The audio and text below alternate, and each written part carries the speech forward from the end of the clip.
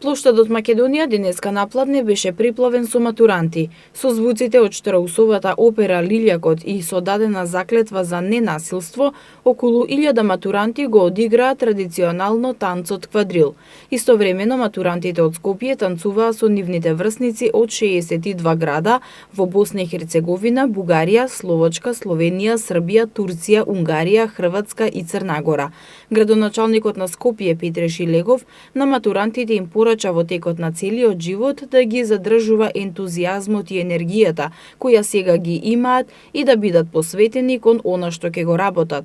Оваа порака што како Скопје, оваа порака што како Македонија ја праќаме со интернационалната манифестација Матурска парада, зборува дека вака само заедно сплотени ќе можеме да успееме, дека само вака заедно сплотени ја имаме силата која што ја носи убавината и која што ја носи радоста во животот, како што вие денеска празнувате дел од својот живот. Шилегов најави дека ќе се грижи Скопје да стане модерен, европски и безбеден град, во кој не се сомнева дека матурантите ќе одберат да го продолжат својот живот.